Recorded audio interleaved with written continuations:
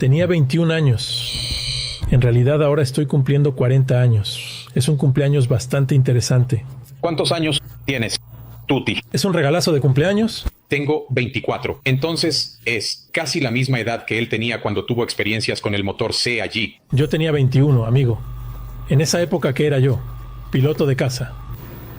Yo estaba volando allá en Natal. Estaba volando un Chavante allá en Natal con 21 años. Soy muy precoz porque mi madre era profesora. No tenía con quién dejarme y empecé en la escuela muy temprano y aprendí mucho. Siempre fui muy estudioso. Me gustó estudiar desde niño. ¿A qué velocidad llegaba ese caza? Era subsónico. El Chavante es subsónico, pero llegaba a 800 por hora. Algo así. Bastante interesante. Es un vuelo interesante. Y comenzamos con ese entrenamiento. Pero en ese momento, era un momento crítico de mi vida. Sentí que era una decisión crítica, ¿sabes? Eso. Entendiendo después, relación con vidas anteriores, hicimos, y lo que hacía, y el propósito, y esa crisis. Empecé a darme cuenta de que iba a tener un accidente. Pero mi madre te soñó. Yo ya lo sabía. De hecho, ¿sabes qué? Desde los 12 años tenía la intuición de que iba a... Déjame dejar esto aquí para Fabio. Tenía la intuición de que iba a morir a los 21. Intuición, ¿no?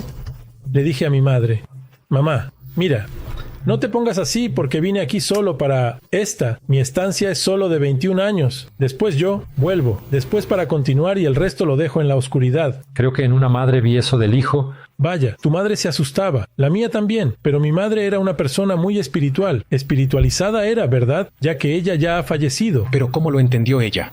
No, hijo mío, imagina no sé qué. Yo dije, no, mamá, si tengo que hacer mi tarea hasta los 21 años y resolver mi tarea hasta los 21 años, serán 21 años que voy a vivir. Vamos a tener 21 años para vivir juntos. ¿Eso no te daba tristeza? Eso no me daba tristeza, amigo. Eso no me daba tristeza. Mi sensación de que, desde que nací siempre tuve esa cosa. Y vi espíritus desde niño. Yo era un tipo que... Yo sé su significado, esa película... Sí, veo gente muerta, ¿no? Ese asunto. Entonces, yo sabía que no me acababa. No tenía miedo de morir. Nunca tuve miedo de morir. Sabía que no iba a terminar. Nadie necesitó contarme eso desde niño. Entonces, yo sabía que este paso aquí tiene que tener un significado. Tiene que haber algo. Vas a hacer algo dentro de la secuencia de tus vidas. Y esa fue la intuición que tuve.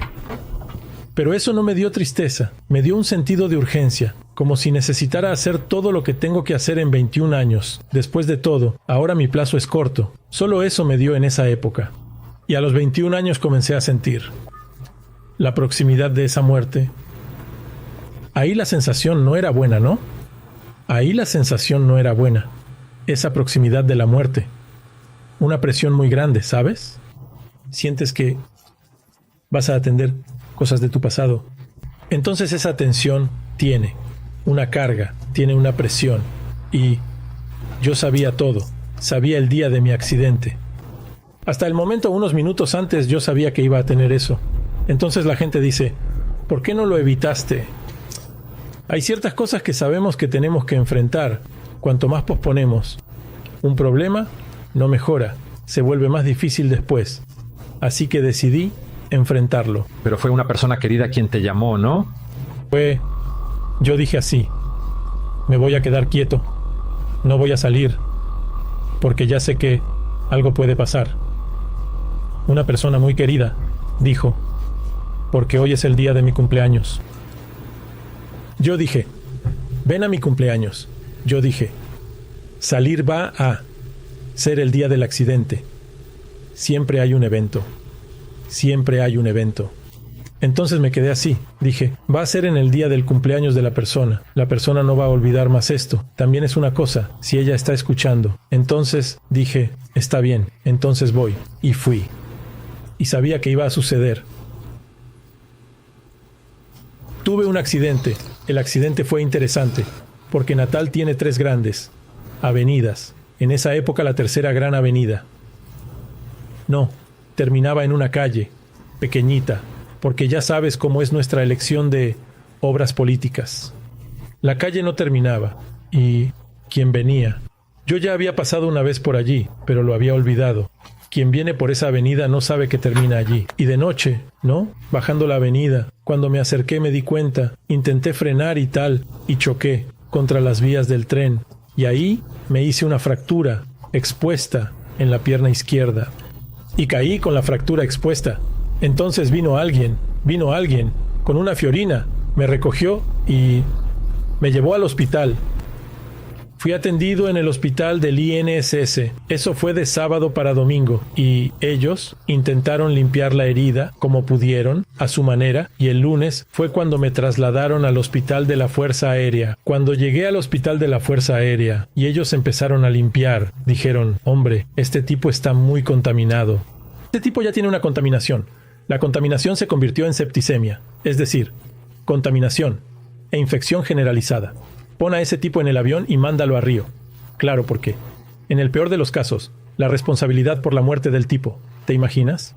Era, vamos a llevarlo a Río, allí hay más estructura. Entonces me llevaron a Río. El lunes, el martes, me trasladaron. El lunes al hospital de la Fuerza Aérea. El martes me hicieron el vuelo, y entonces fui a Río. Llegué a Río como a las 11 de la mañana. Y aguantando para no entrar en coma, sentía que esa cosa de la infección generalizada se apoderaba de mí. Dije así, voy a entrar en coma. Solo un detalle, tú como piloto, también, como ustedes trabajan con Fuerza G, ¿tienes una mejor noción de cuándo vas a perder la conciencia? ¿No es así? Tiene una noción muy clara. El piloto tiene... Nosotros tenemos entrenamiento, ¿no? Tenemos un entrenamiento, inclusive yo tengo una condición hasta muy favorable a la hipoxia, ¿no? La ausencia de oxigenación cerebral. Eso es una de las cosas que te causa entrar en coma, ¿verdad? Vas entrando en hipoxia y yo tardaba en eso. Los seres humanos en promedio tardan 30 segundos para entrar en posición. Tardaba 140 segundos. Ese era el tiempo que tendría para tomar una decisión. En caso de que se me acabara el oxígeno y estuviera a una altitud muy alta porque los aviones no están presurizados. ¿De acuerdo? Entonces tienes que saber eso. Ahí tenía esa noción. Y entonces me fui aguantando y tal. Me quedé observando y tratando de mantenerme lúcido. Lo máximo que pude. Recuerdo que las últimas cosas que fui perdiendo los sentidos gradualmente, pero el último sentido que perdí fue el sentido de la audición. Allá lejos, sigues escuchando a las personas allá lejos y de repente desapareces, se acabó. Perdí el contacto con el mundo físico. Ahí comienza la experiencia de la casi muerte. Y entonces, ¿qué pasa? Ese momento da un silencio agradable, bueno, un silencio muy bueno, y ese gran silencio, bueno, y al mismo tiempo comenzó una revisión, pero una revisión contra el tiempo, ¿sabes? De ese momento hacia atrás en mi vida, todo lo que pensé y sentí, de atrás hacia adelante, como Benjamin Button, y así, en Fast and Rewind, no, es rápido, pero lo lograrás. Absorbes todo, ves todo y vas contabilizando. No es solo absorción, es como si fuera una contabilidad, ¿entiendes? Y entonces fui viendo que en mis encuentros... Pero era una sensación buena, todo... No, la sensación, en el momento, es una sensación de mucha seriedad. No es mala, es como si estuvieras totalmente concentrado en eso, en el hiperfoco, ¿sabes? Totalmente concentrado. Ni bueno ni malo, estás pegado, viendo el partido final del campeonato. Sí. Parpadeas, te pierdes alguna jugada. Sí, si parpadeas te pierdes algo. Ese asunto me fui dando cuenta de que estaba perdiendo las oportunidades de encuentro con las personas. Este plano físico, este mundo físico, es una oportunidad de encuentro. Ahora yo te encuentro, ahora tengo que valorar este encuentro. El ahora, ¿verdad? El ahora se vuelve más importante. Se vuelve mucho más importante. Wow, estoy desperdiciando. Encontré a tantas personas y las relaciones que tenía con esas personas y cómo trivialicé mis encuentros. Y yo dije, perdí mucho tiempo. Entonces cuando llegó el final de los 21 años, me quedé reflexivo, caramba, desperdicié tiempo. Y al mismo tiempo que tuve esa sensación, pronto me di cuenta de que no estaba solo. que junto conmigo había más gente viendo lo mismo que yo, junto conmigo en ese mismo estado. Había 2 otras conciencias así. Entonces, mi conciencia se fue expandiendo. Me volví más inteligente, con más percepción, con más lucidez, con una visión más amplia sobre mi vida y las cosas que había hecho. Y entonces ellos dijeron, estamos muy satisfechos con todo lo que has hecho. Hasta aquí, queremos saber, ¿quieres seguir viviendo o quieres morir? ¿Quieres deshomarte de una vez? La voz no tenía voz. Era directo en tu cabeza. Imagina lo siguiente, vas a decir algo, antes de hablar, tienes una idea, esa idea, yo, estuviéramos conectados, no en palabras, y entonces lo que vas a decir y lo que vas a sentir, yo ya lo estoy sintiendo, entendí, no necesitas hablar, ¿entendiste? Es algo así, una conexión profunda. Entonces, las ideas, como las llamamos, vienen en bloque, ¿sabes? Ahí entendí en bloque, tipo así. Ahí yo... Ahora un detalle, esas conciencias ahí eran lo que llamamos amparador o ser de luz, ¿no? Sí. ¿Llegaste a identificar quiénes eran ellas? Hoy sé quién es. Porque solo un detalle, Vilela, que es un caso raro. Mira, hay una imagen ahí, representa un poco. Tomamos muchas imágenes, de representaciones de lo que la gente describe. Luego ponemos otras también para ver. Aquellas que generamos también por inteligencia artificial también están bien. Sí, representa el caso de una persona atravesando un túnel de luz, que representa pasar a otra luz. Esta experiencia no tuvo, la gente nos dice, pero yo digo que uno lo supera. Que la luz, pero no veo el túnel. Ah, mi soledad. Esta experiencia mía no tuvo. ¿Qué? Cuestión visual ni auditiva. Era trascendental. Estábamos en algo esencial. Era una conexión. Esencial mental. ¿Sabes? Esencia y esencia.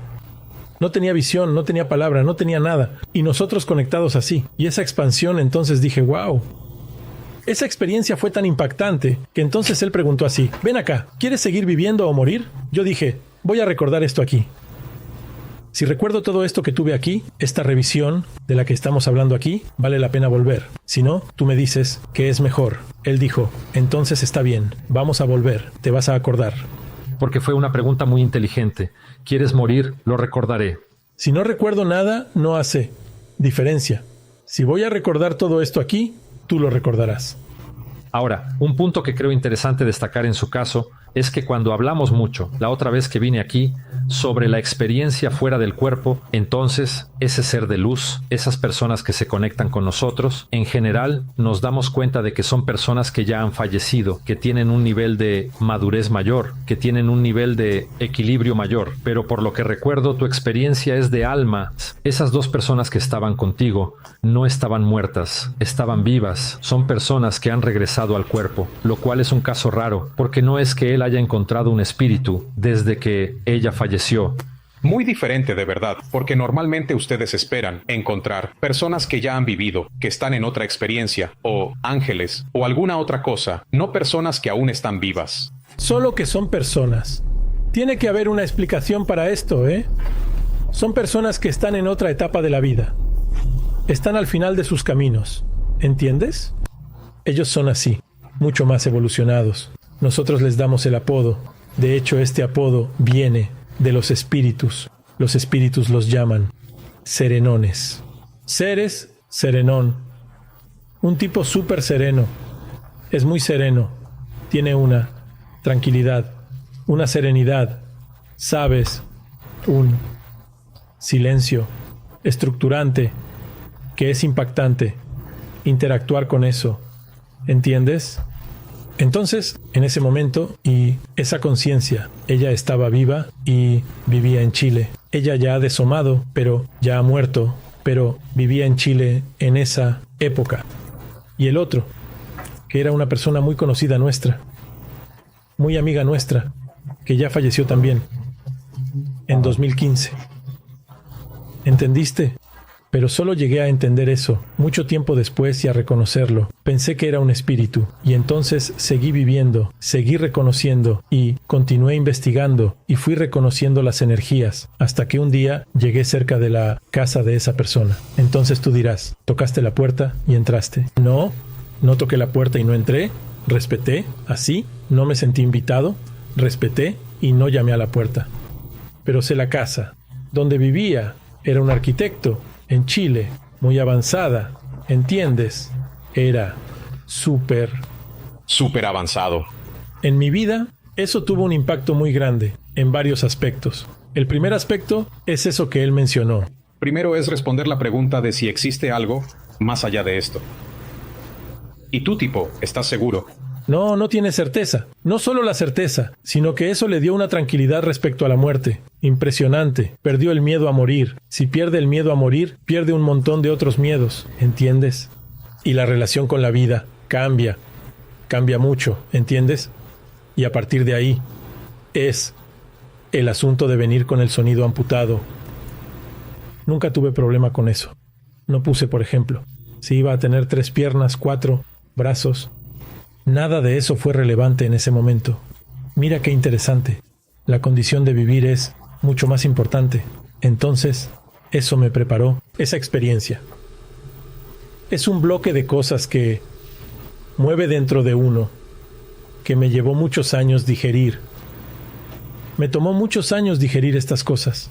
Han pasado 40 años y hasta hoy, cuando lo cuento, recupero cosas que son importantes para mí. Entonces, a veces, un segundo, algunos segundos, pueden significar mucho en una experiencia, dependiendo de la intimidad que tengas con esa conciencia. Eran conciencias que eran muy cercanas, mías. Entonces tienes una intimidad. Ella tiene un acceso a tu intimidad tal que eso afecta tu estructura. ¿Entiendes? Entonces, por ejemplo, para que tengas una idea, después de eso estuve internado 3 meses. Tuve 9 cirugías de emergencia. Tuve todo lo que puedas imaginar. Si te cuento el tipo de curativo que tenía que hacer todos los días, te vas a horrorizar. Pero te diré, sufrimiento cero, ¿sí? Vaya, pero ¿cómo puede ser eso? El estado emocional era un estado muy positivo. Entonces, todas esas cosas por las que vas pasando, tu relación con eso cambia. ¿Entiendes? Empiezo a comprender el porqué de eso. ¿Entiendes? En lugar de que la gente tenga una reacción negativa ante las cosas, vas a aprender a dominar el dolor por eso. Diama, solo un detalle para que volvamos. Entonces, pasaste por ese encuentro con esos seres, ¿verdad?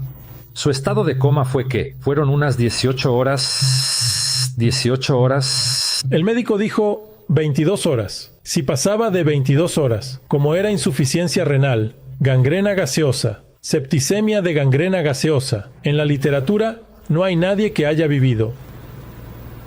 Hasta hoy no hay nadie así. El tipo fue allí, tuvo 7 semanas de gangrena gaseosa y sobrevivió. Entonces, podemos buscar en la literatura que es difícil.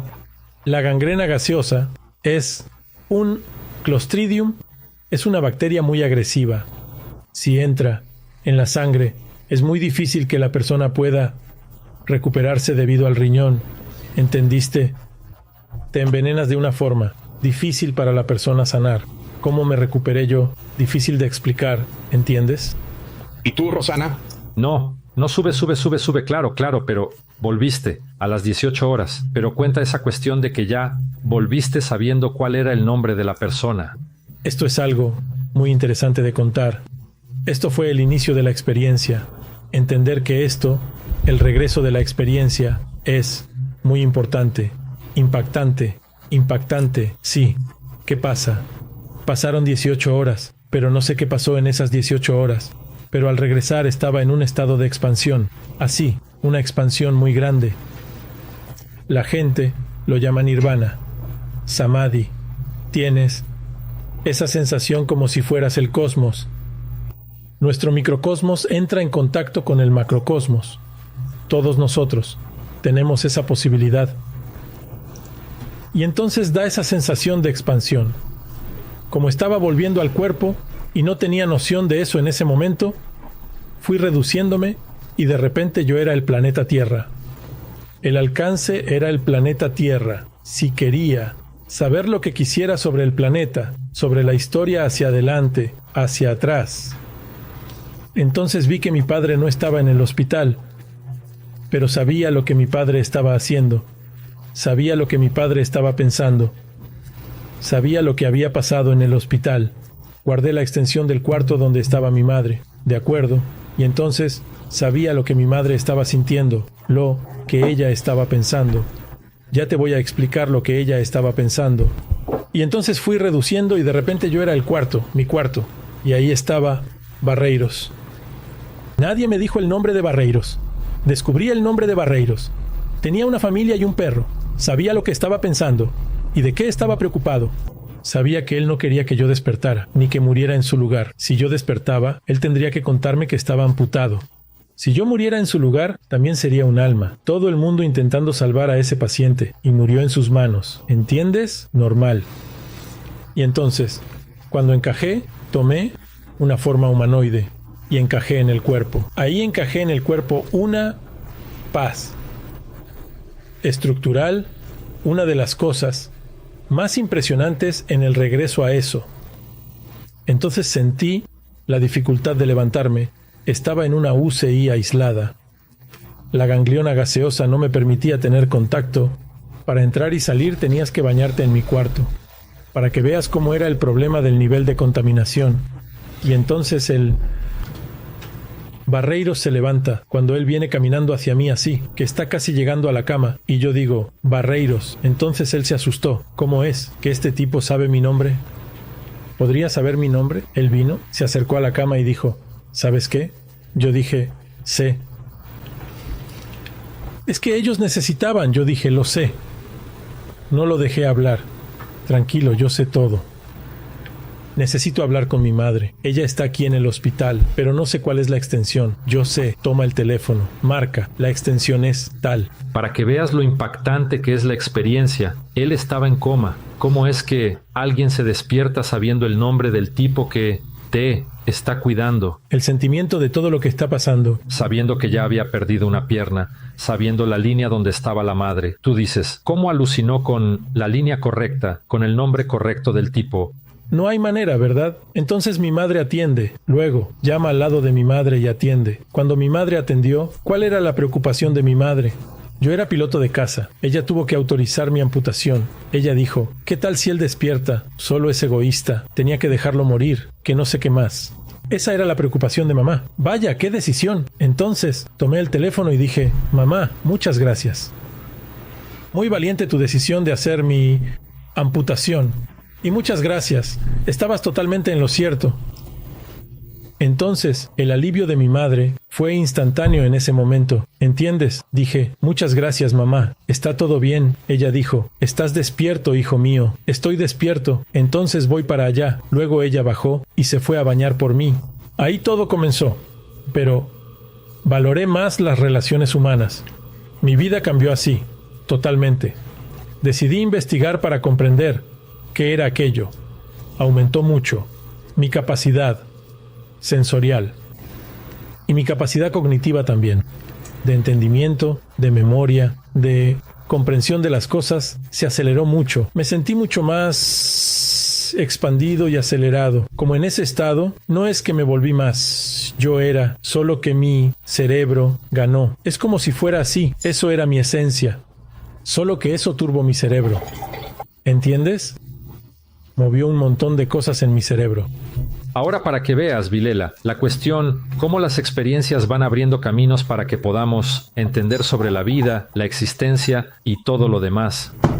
Yalma, ¿no? Como nosotros, ¿no? Lo conocemos. Tiene una amistad. Él mismo dice que ya tuvo, después de eso, memoria de vida pasada que tiene relación con la experiencia de casi muerte, porque esa gangrena solo ocurre en época de guerra. Solo ocurre en época de guerra. Solo en época de guerra. Solo en época de guerra. ¿Entendido? Esto es una cosa de guerra. Es muy interesante en la guerra. Es inusual. No ocurre gangrena gaseosa todo el tiempo. Es algo raro que me pase a mí, ¿no? Entonces, Tengo un holopensene de eso, mi vida crítica. Hay varias cosas, pero en mi vida crítica hace 2300 años yo era un general cartaginés. Y eso cambió mucho. Este proceso dio origen a una cadena de vidas, resolviendo todo esto. Dentro de este momento es una de las resoluciones de todo esto. Para que te hagas una idea, en una batalla de este general cartaginés murieron más de 100.000 personas. No sé si 100.000, pero 70.000 personas, que es un número bastante... En esa época es altísimo. ¿Entiendes? Entonces, este tipo de cosas son nuestra responsabilidad. Y empezamos a hacer el rescate. Y acceder no. ¿Acceder? Y participaste en Fantástico, ¿verdad? En una sección. ¿Cómo fue? Oye, eres bueno investigando, amigo. ¿Cuándo fue? Eso fue en la década de los 90. Fue en la década de los 90. En esa época... Amigo, debo haber visto eso y me cagué de miedo, porque en Fantástico había unos reportajes. Viejo, sí, eso no quiero que me daría miedo, pero no había unas cosas medio la mujer. Recuerdo eso, hombre. Lo recuerdo cagado de miedo. Era una mujer vestida de blanco. Ella estaba en la carretera, detenía el coche, lo llevaba hasta un accidente. El tipo veía que ella estaba dentro. Cuando miraba, ya no estaba más. Me quedaba medio... Mi padre me estaba señalando. No dejes de moverte, para. Hombre, eran unos reportajes de... no, línea directa. Pero recuerdo más el Fantástico. Era un reportaje sobrenatural. Entonces, ¿cómo fue? En esa época, estábamos en Río de Janeiro. ¿Cuántos años tenías? Cuando fui a Fantástico, debía tener unos 30 y pocos años, ¿cierto? Mucho después de él. Sí, mucho después. Eran unos 8 o 9 años después del incidente. ¿Y él aún no tenía barba? Todavía no tenía barba. Entonces fue, amigo, una experiencia interesante, ¿no? Porque es genial poder distribuir esto. Claro, parece que es casi una tarea. Alguien que se envenenó la gente hablando, amigo, yo ya pasé por eso y también sabía que hay alguien que... Exactamente. La primera persona que escuché era muy importante porque la gente moría de miedo. Y si hablara sobre esa experiencia en particular, porque no hablé, al médico, a los médicos, a las personas, no podía hablar. Si yo dijera eso, los chicos pensarían que estaba loco. No, dije que entendí la idea del asunto, que entendí la idea de la cosa. Entonces empezaron a bromear conmigo. Los médicos bromeaban mucho conmigo. Dijeron, eso es cosa de la anestesia, pero el tipo fue la anestesia. Si te despertaste, luego hubo otra en una de las cirugías que me hicieron. Fueron varias cirugías. Hubo una en la que salí y vi el zapato encima del hospital. Me despegué y vi el zapato. Una del hospital. Elegí eso. Encima del tejado del estudio. Tejado no de ese. Otro lado. Zapatillas, ¿viste al tipo de mis zapatillas? Un pie de zapatilla, no era mío. Encima del tejado. ¿Se confirmó después? No, el tipo trajo los tenis. Llamaste al tipo y... El tipo fue allí y el tipo trajo los tenis. Ahí es difícil decir que eso fue solo una. El médico hasta habló, ¿no? No, si traes esos tenis me voy a molestar. El médico habló. Entonces, el médico llamó al ayudante. El tipo fue allí, cerró los tenis, exactamente como él escribió. Quería que Sakani fuera a buscar los tenis, que él es todo éxito, que no tiene nada. Entonces Sakani dijo, sí, vamos. Se volvió difícil. Esas situaciones, y jugábamos mucho.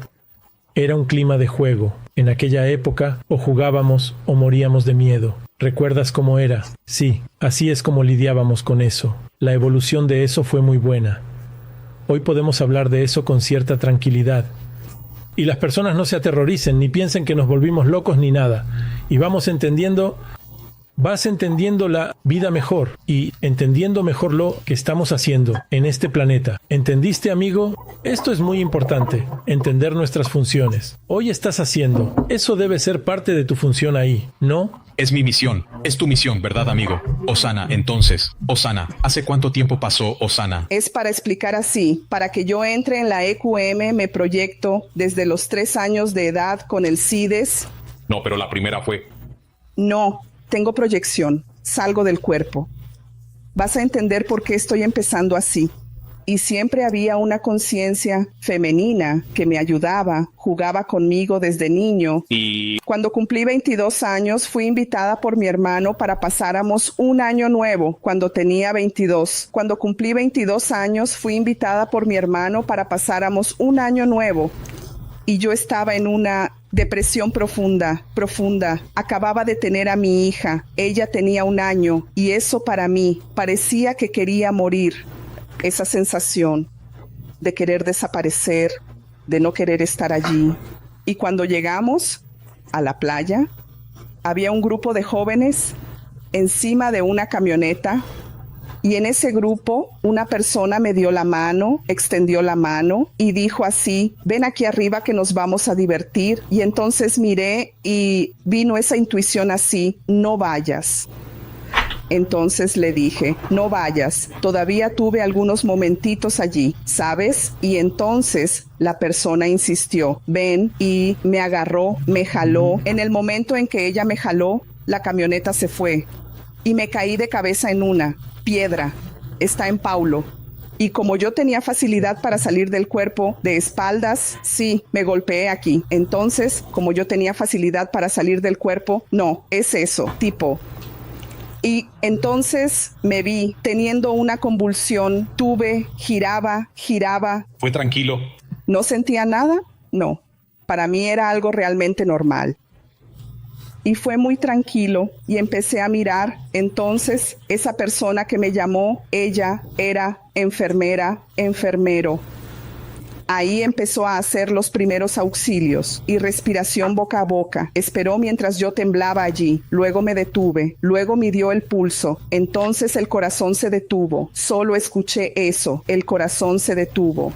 Y entonces empezaron a masajear. Cuando empezaron a masajear, dije: no quiero quedarme aquí. Es tan bueno aquí. Y yo tenía el hábito de salir del cuerpo. Tenía un lugar específico al que me gustaba ir. Físico. O existe otra dimensión. Entonces le dije a Tuti, que es tan poco imaginativo que está seguro de que sale de su cuerpo y va a Diadema. Puede ir a cualquier lugar, pero no voy a Diadema. Me vine para acá, me harté. No, amigo, me vine para acá, me harté para acá, para jalarte el pie. Conocía mi ruta perfectamente. Puedes salir del cuerpo. Se puede ir, piensas, con la fuerza de tu pensamiento. Vas. Conocía mi ruta perfectamente cuando salía del cuerpo. Pero también se puede ir a lugares que existen. Sí, se puede ir. Y ese lugar... Piensas con la fuerza de tu pensamiento que te vas. Pero ese lugar, ¿cómo describirías ese lugar al que te gustaba ir? Ese lugar mío era como una sala de escuela y tenía un profesor muy bueno allí que me enseñaba a trabajar con la energía y me encantaba esa clase de energía y aprendí muchísimo con él. Me gustaba estar aquí, solo que cuando fui caminando hacia este lugar, el escenario fue cambiando y ya no reconocía el lugar y dije así: pero espera, quiero ir a ese lugar. Y entonces forzaba mi pensamiento. Dije así: no, quiero ir a ese lugar. Y no podía. Y así continuaba. Entonces yo iba así, paraba, intentaba concentrarme y quería ir al lugar. No quería volver porque esa misma sensación de la que todo el mundo habla es una paz y yo estaba viviendo una depresión profunda de verdad, porque realmente quería morir. Y entonces dije: no, quiero volver. Esto aquí está tan bien. Y entonces comencé a ver varias conciencias así pasando por mí. Era como si fuera energía de verdad, pero se podía ver la silueta del cuerpo. Y estas personas empezaron a pasar, muchas personas. Una fila así, ¿no? Sí, pero era muy grande. Era como si fuera una carretera así. Ahí están siendo las dos, ¿sabes? Mucha gente, lleno de conciencia. Y empecé a mirar eso y a intentar ver si conocía a alguien, porque quería encontrar a ese profesor que conocía.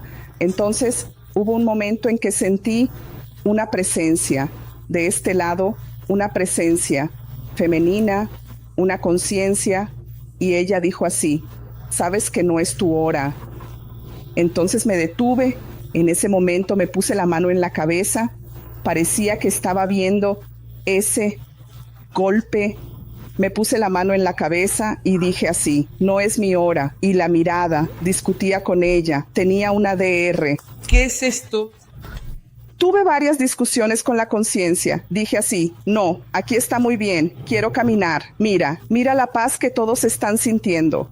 Y entonces vi el resplandor y había un puente, exactamente un puente. Ella dijo así, mira, sabes que si cruzas el puente no vuelves más, ¿verdad? Entonces yo dije, de acuerdo, pero ¿por qué tengo que volver?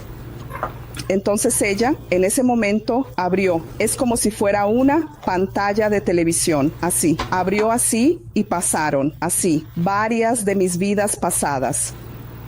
Ahí tuve acceso a varios pasajes, incluso de Egipto. Describe ahí, describe detalles ahí. Vamos, la que más me impactó, no, usted lo dijo todo, señora. No, la que más me impactó fue que las dos últimas prácticamente también provoqué una SM que tuve en 1532. No debe ser la última, pero no fue la última.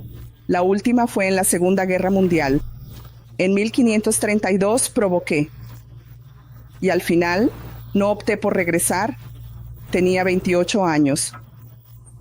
Y en la Segunda Guerra tenía 26 años.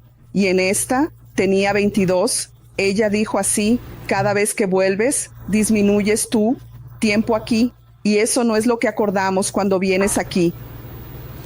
Y entonces tiene sentido que tenga clase. Cuando voy allí, tengo las clases y todo lo demás, y hago un tratado. Acuerdo que voy a volver. Y realmente cumpliré con lo que tengo que hacer aquí. En ese momento, cuando ella me dijo, ahora tú decides, me acordé de mi hija. Mi hija tenía 1 añito. Y eso para mí, el amor que vino así. Yo dije así, ya sé lo que tengo que hacer. Tengo que ayudar a esta conciencia. Y fue entonces cuando volví corriendo, volví a mi cuerpo. Y fue ese impacto así. Parecía que había recibido ese golpe. En ese momento ya no estaba en el lugar. Estaba dentro de una clínica con mi hermano, encima de mí. Pero él se desbordaba así, lloraba. Y recuerdo que abrí el ojo y dije así, deja de llorar, estoy bien. Tranquilo, está mi hermano. Está llorando sobre el cuerpo de su hermano. De repente ella se despierta y dice, Cierto, vámonos. Y así había almorzado. No, mi hermano se quedó un buen tiempo, se quedó años. Hasta hoy no le gusta hablar de eso. Sí, eso le impacta mucho. ¿para él te caíste? Siempre he intentado sacarle la verdad y él solo dice, no, te caíste, te volviste loco. Fuiste clínica.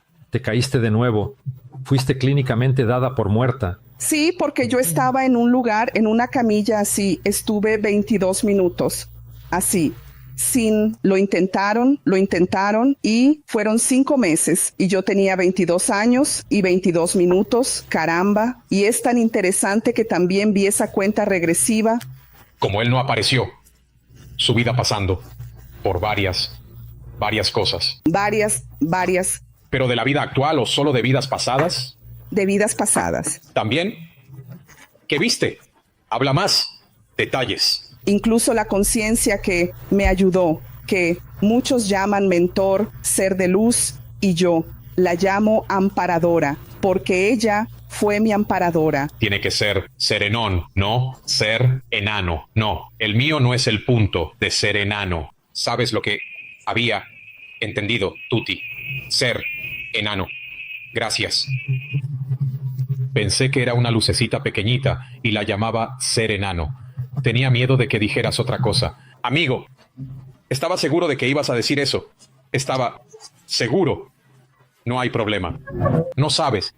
Torbellino de luz. ¿Verdad? Perdón, quizás...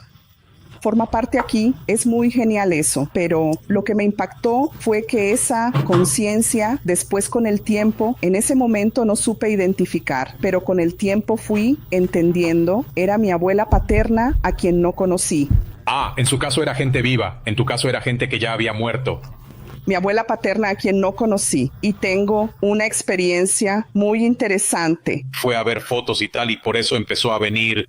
Porque después de que tenemos esta experiencia, como comentó Yalma y también Ale, tenemos acceso y entonces tienes acceso a mucha información. Y entonces dije, pucha, ¿qué voy a hacer con esto? Tiene que tener un propósito, tiene que haber algo ahí. ¿Qué es lo que tengo que acertar? ¿Qué es lo que tengo que volver y arreglar todo eso?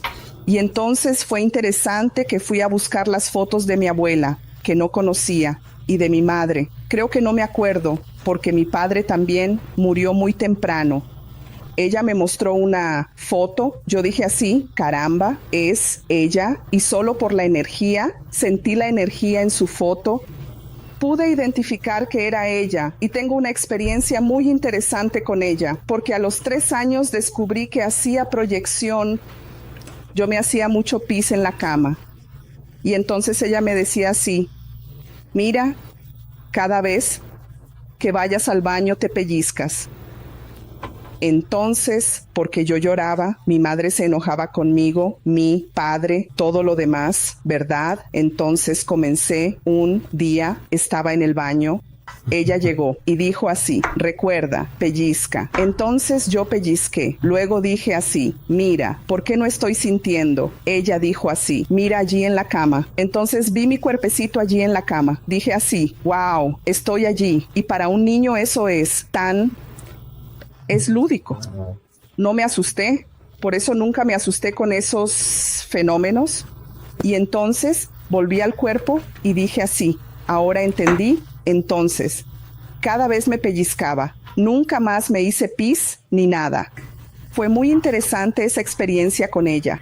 Y entonces cuando vi su foto, empecé a entender.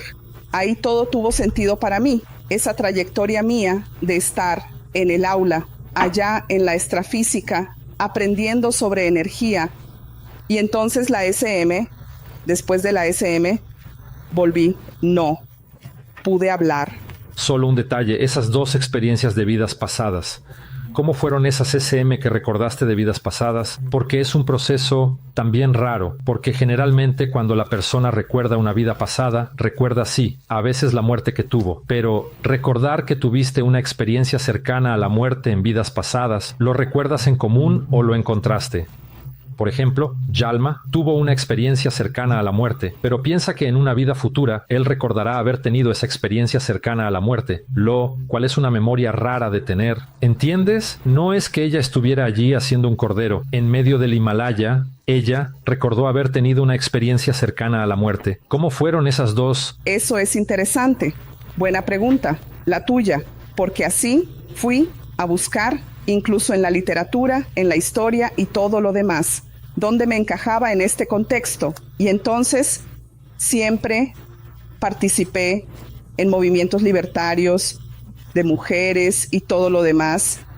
Y por eso acababa siendo perseguida, porque en esa época, tanto en el 32 como en el 45, a quien le gustaba que las mujeres quisieran votar, por ejemplo, que no quería usar más sostén, que no quería usar más pantalones y todo lo demás.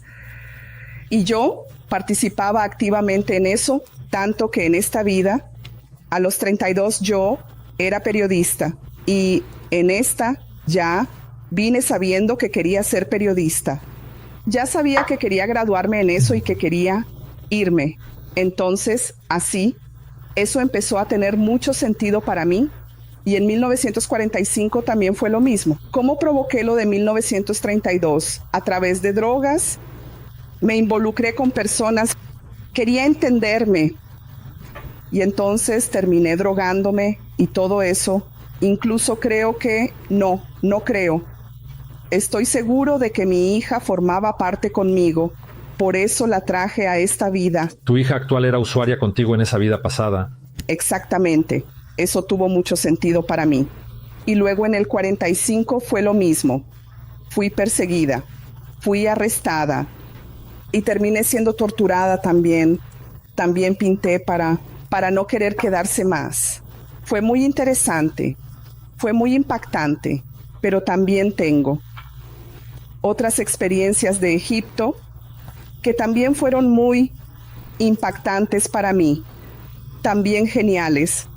Y eso me hizo querer venir aquí cuando volví y yo, con tanta información, y necesitaba entenderme, necesitaba hablar así. Me decía a mí mismo así: caramba, ¿con quién voy a hablar sobre esto?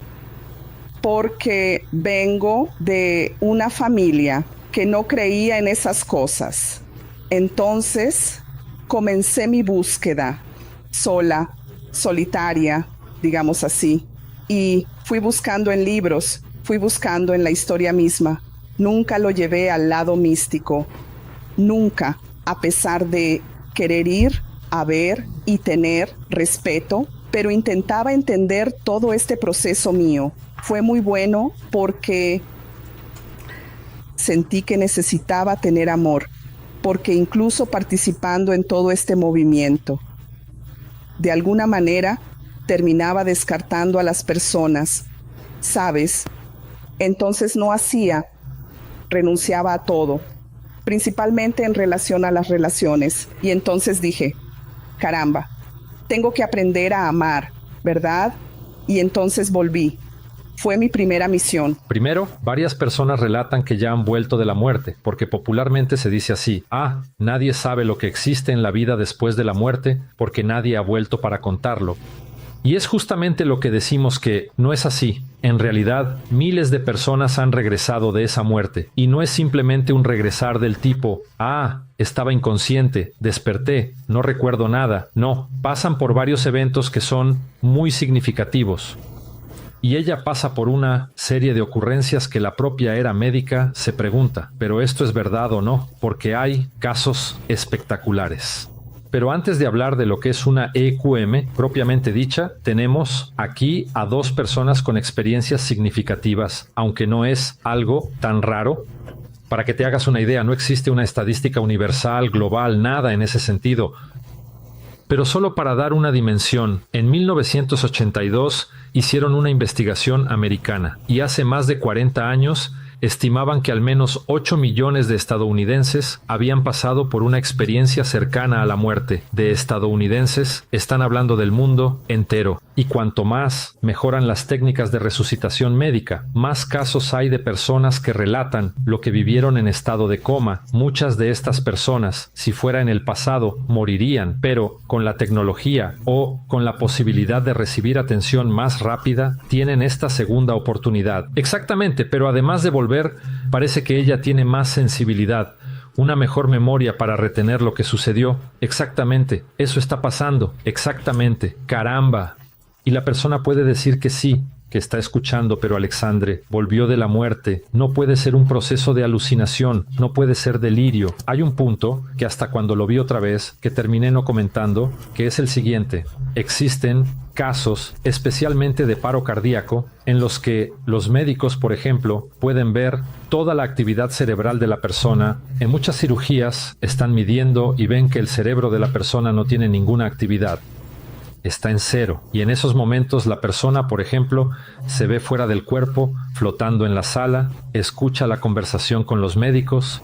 Hubo un caso incluso de una cantante que estaba con los ojos vendados y tuvieron que congelar su cuerpo para hacer un drenaje en el cerebro, todo monitoreado. Ella estaba en cero, y el cerebro en cero, para que todos entiendan, es cero. No puede tener memoria, no puede tener olor, no puede tener audición, no puede tener nada.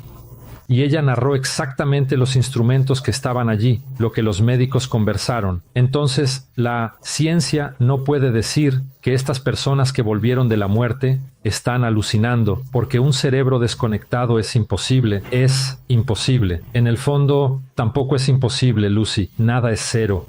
Entonces, en casos de SM, la persona puede estar en casa, pasar por una experiencia en la que sale del cuerpo y todo lo demás, pero cuando está en un hospital o en un proceso monitoreada y el médico dice, mira, esto que dijiste es imposible, no hay manera de que puedas relatar esto. Entonces, o la medicina está equivocada en el sentido de que no conoce el mecanismo del cerebro, lo cual es algo muy improbable, o existe de hecho una conciencia o un alma, un espíritu, un ser que se manifiesta más allá del cuerpo, más allá del cerebro físico, ¿entiendes? Entonces, para que entendamos esta naturaleza que ocurre cuando las personas no están propiamente en sus cuerpos.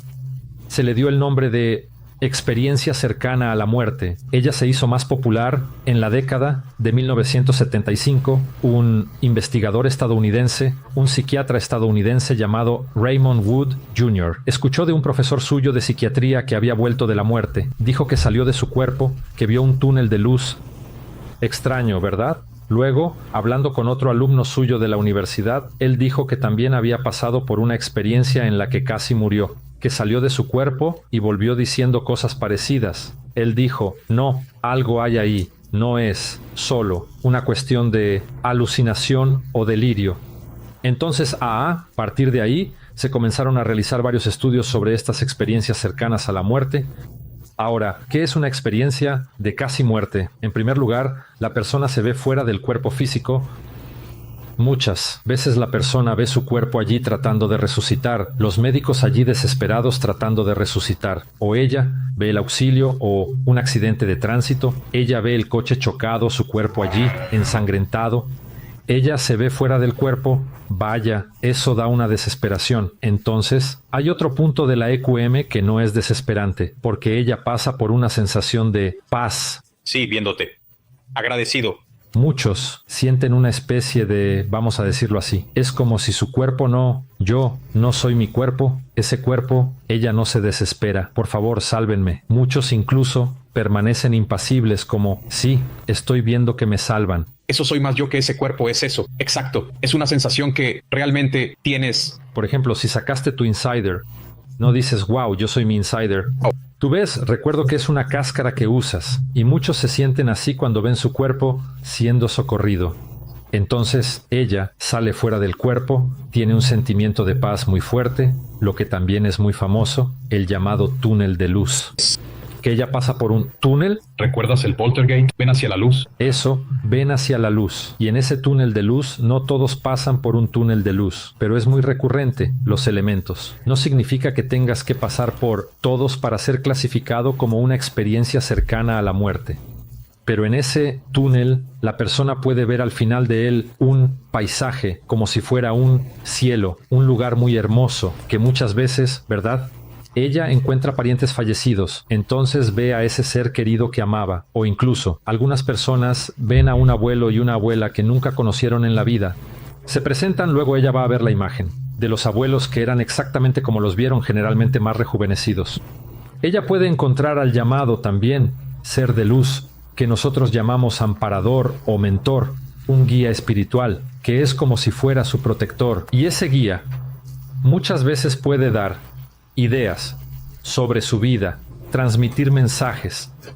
También existe la cuestión de tener la llamada revisión de la vida. La famosa película de tu vida pasa frente a ti. Eso, la de Mos Def, cuando murió Tuti, y cuando la vida empiece a pasar, él se va a dormir de lo aburrida que es su vida. Imagina, empezó la vida, y ¿cómo? Tuti, no hay muchos eventos. Si fuera una película, amigo, ¿cuánto duraría? Voy a poner los mejores momentos de tu vida. ¿Cuánto tiempo duraría esa película? Hombre, serían 40 minutos de pura tristeza, de puro... Entonces, pero el asunto es que no hay 40 minutos de película. La película que vas a ver es desde el nacimiento hasta ese momento. Y no sabes cuánto tiempo dura porque son 40 años, pero no tiene 40 minutos de película. La película que vas a ver es del nacimiento que... hasta ese momento. Y no sabes cuánto tiempo duró porque pero ahí está la diferenciación del tiempo, en las experiencias fuera del... De otra manera. Porque si él vivió 30 años, va a pasar 30 años mirando. Al mismo tiempo que pasa rápido, puedes ver y recordar detalles de tu vida impresionante, de lo que hiciste, de los pensamientos que tuviste. Hasta yo no voy a hablar tanto, porque ellos van a contar aquí. Vamos a poder dar muchos ejemplos mejores. Pero la revisión de la vida es muy impactante para que la persona vea cómo es su vida, si tiene éxito, si está mal, si se siente fracasada, si se siente victoriosa.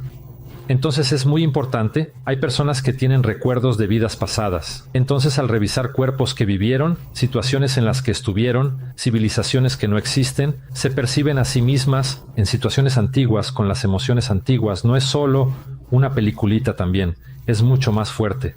Porque ella sintió un amor del pasado. una muerte trágica. Y en resumen, en general, para cerrar los puntos, cuando se hizo la escala principal, la escala de Grayson, que es la principal, se levantaron 16 puntos de DTM. Pero para cerrar aquí, para hacerlo más digerible, podemos decir que el último punto es la cuestión de la frontera. Que la persona sabe que si cruza una frontera, no vuelve más. Puede ser un puente, puede ser una puerta, pero es algo que delimita la vida y la muerte. Un momento de decisión. Y también hay casos en los que la persona puede decidir volver a la vida o, si quiere, morir, descartar el cuerpo y quedarse del otro lado. Y cuando a la persona se le da la opción, no se ve como algo negativo si ella no quiere volver a la vida, solo que eso también es la minoría. La mayoría de las personas, siempre digo que la frase más dicha en la EQM es, o en la casi muerte es, no es tu hora, necesitas volver. Y entonces las personas se pierden, dicen, estoy en paz aquí, estoy con mis parientes aquí, no quiero volver, aquella vida es muy pobre, quiero estar en este estado maravilloso.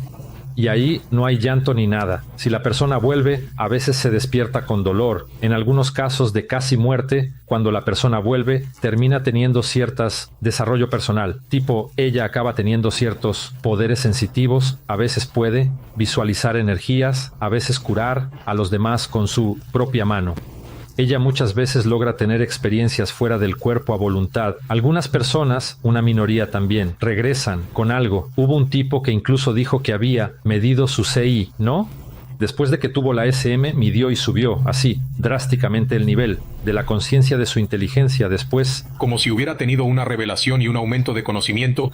Es porque en la casi muerte, cuando la persona tiene una expansión de la conciencia, ¿qué es expansión? Está más lúcida, más inteligente, con mejor memoria, más equilibrada. Ese estado en el que la persona siente que es mucho mejor de lo que presenta aquí en la vida humana. Y cuando ella vuelve, aunque no pueda manifestarse de esa manera plena, quedan así residuos o procesos que terminan interfiriendo y ella logra tener habilidades que antes no tenía. Algunas cosas parece que distraían, ¿no? Entonces, en la casi muerte, muchas veces la persona puede solo ver el túnel de luz, puede salir del cuerpo.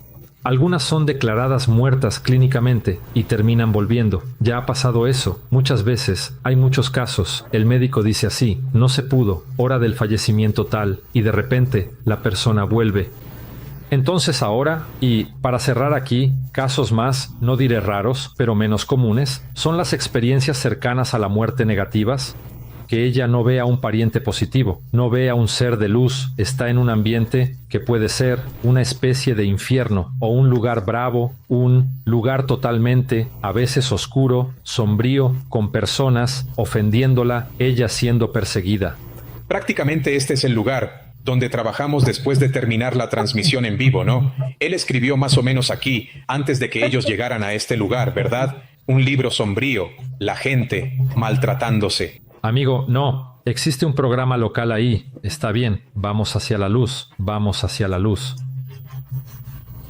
Pero esas personas no lo saben, ¿verdad? Las personas que tienen la casi muerte.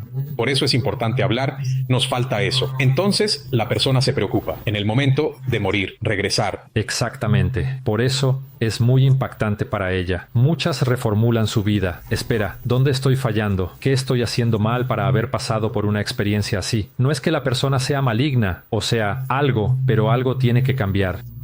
Por eso la casi muerte en muchos casos es una recuperación de la ruta, porque muchas personas están viviendo su vida, solo que ella. Ya hemos admitido que cada uno tiene un propósito de vida aquí. Nadie está en la vida humana solo para divertirse. Pasear es bueno, divertirse es bueno, pero todo el mundo tiene una tarea, tiene un propósito. Y cuando la persona muchas veces asume una tarea y empieza a desviarse, Z es quien viene para mostrar, amigo mío, no estás bien, vamos a volver al camino porque te estás desviando. Y hay casos que ahora, cuando la persona a veces tiene el caso así, quiere volver o no quiere, ahí generalmente no es exactamente esa cuestión. La persona ya tiene la vida más establecida, pero ha creado algún mérito, alguna cuestión para pasar por eso. Entonces, se estima que son pocas personas. Estudios que hablan de la casi muerte en personas con paro cardíaco, se estima que sea entre 5% y 6%.